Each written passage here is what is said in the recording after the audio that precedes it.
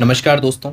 Astro belief astrology में आप सभी का स्वागत है। मैं विवेक दुबे। दोस्तों आज बात करूंगा शनि देवता सप्तम भाव में अगर वृष लगन में यहाँ यानी अगर आपका टॉरस लगन है उसमें शनि देवता यहाँ पे सप्तम भाव में विराजमान है तो उसका क्या फल होगा इसके बारे में बात करेंगे।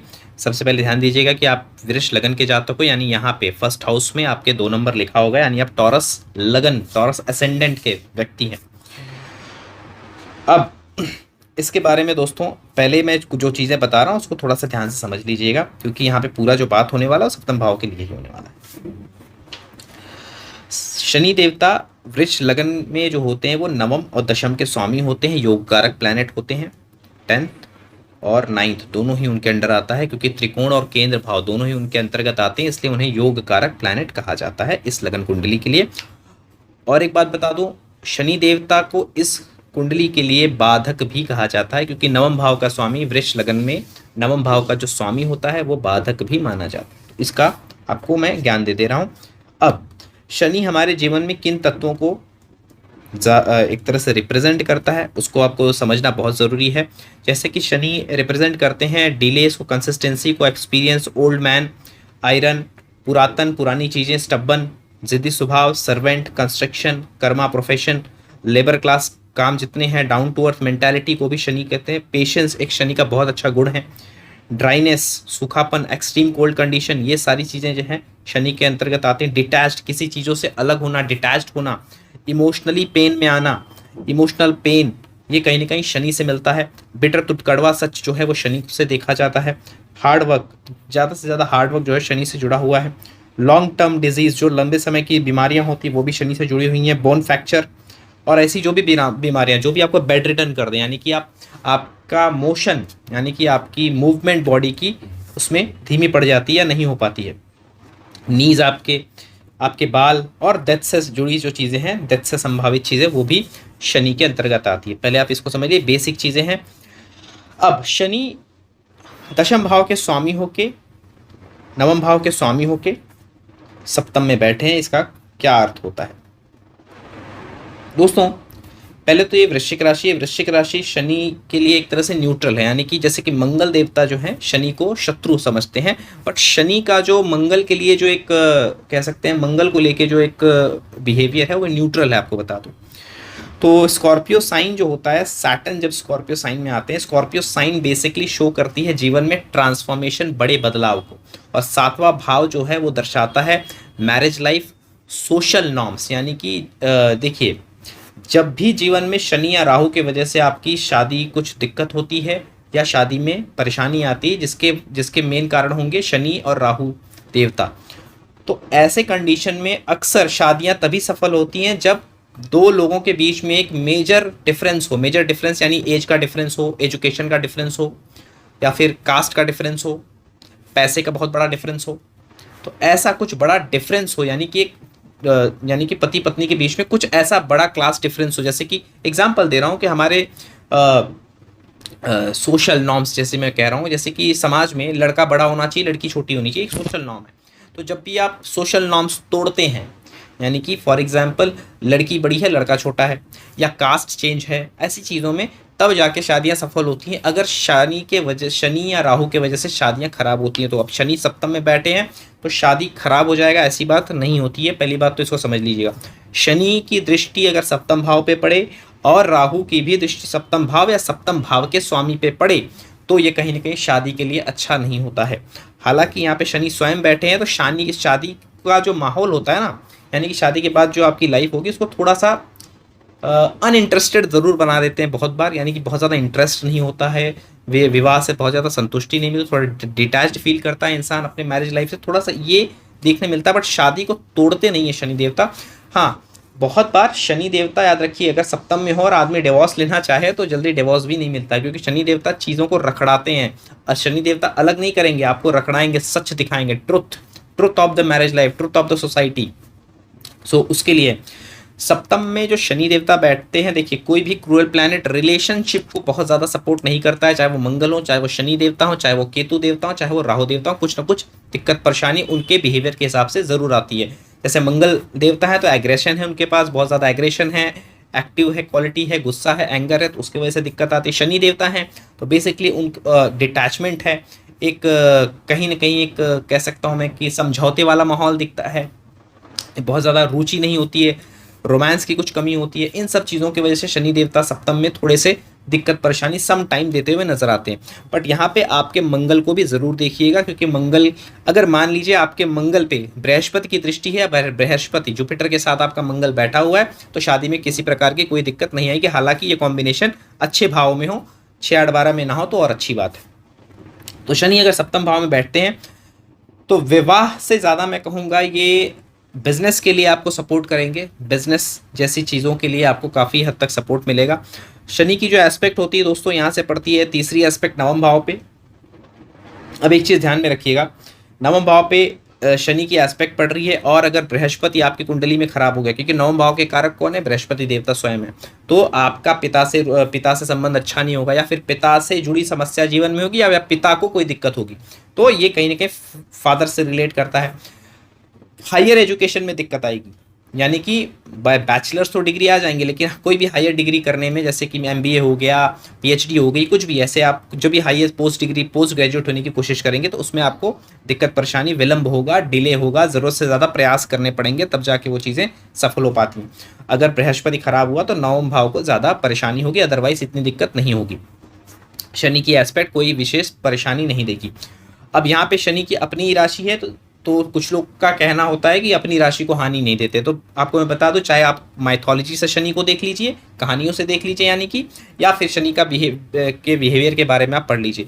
शनि की दृष्टि को शास्त्रों ने हमेशा गलत कहा है, यानी गलत यानी कि वो आपको आपके कर्म वहाँ पे कष्ट पहुँच, यानी कि जो भी उसमें बुरे कर्म होंगे उसका फल पहले मिलता है आपको, बाद में जब वो चीज़ें क्लियर हो जाती है तो आपको उसके अच्छे फल भी मिलते हैं।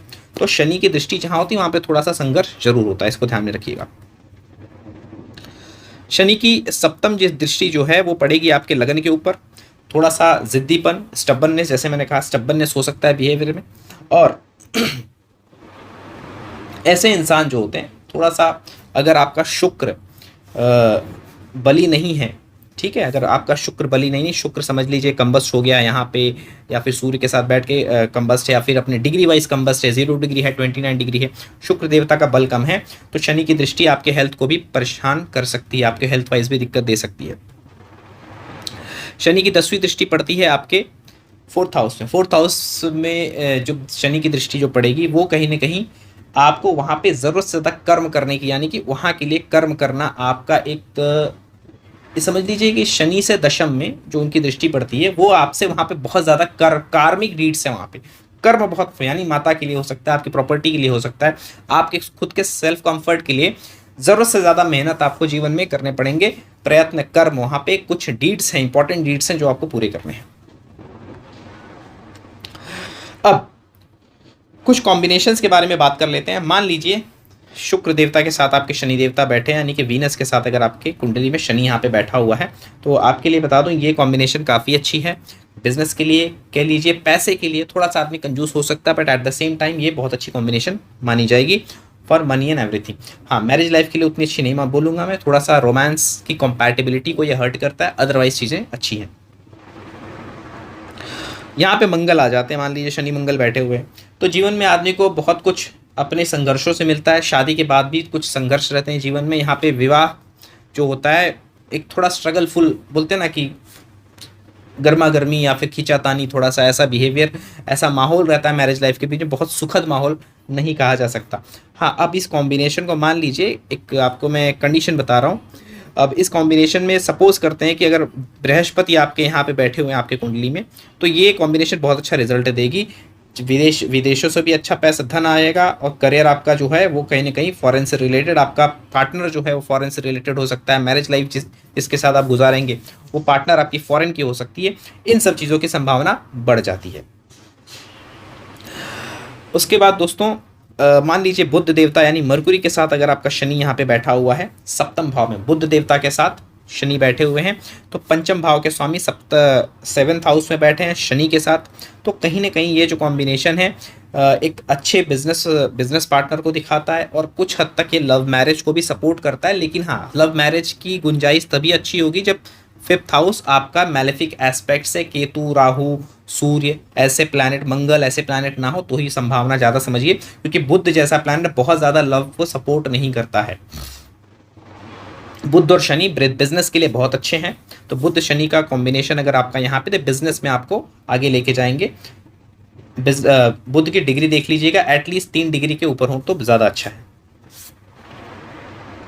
उसके बाद सूर्य देवता की बात कर लेते हैं। सूर्य देवता शनि देवता अगर साथ में सप्तम भाव में बैठते हैं, अगेन ये मैरिज लाइफ को बहुत ज़्यादा डिस्टर्ब कर सकता है, बहुत ज़्यादा, यानी कि डिवोर्स तक की स्थिति आ सकती है, पार्टनर को दिक्कत परेशानी की भी हो सकती है। हाँ अगेन यहाँ पे अगर बृहस्पति की एस्पेक्ट पड़ रही, मान ली बृहस्पति यहाँ बैठे हुए हैं या फिर यहाँ पे बैठे हुए हैं या फिर यहाँ पे बैठे हुए हैं, तो एस्पेक्ट पड़ेगी जब अगर 7th हाउस पे, तो ये कैसा भी खराब कॉम्बिनेशन हो बुरे रिजल्ट नहीं देते, उनके रिजल्ट जो होते हैं वो दब जाते हैं, काफ़ी हद तक 60% नेग्लिजिबल हो जाते हैं, कुछ ही खराब प्रभाव को जीवन में मैरिड लाइफ में देखने मिलेगा, ज़्यादा परेशानी नहीं होगी।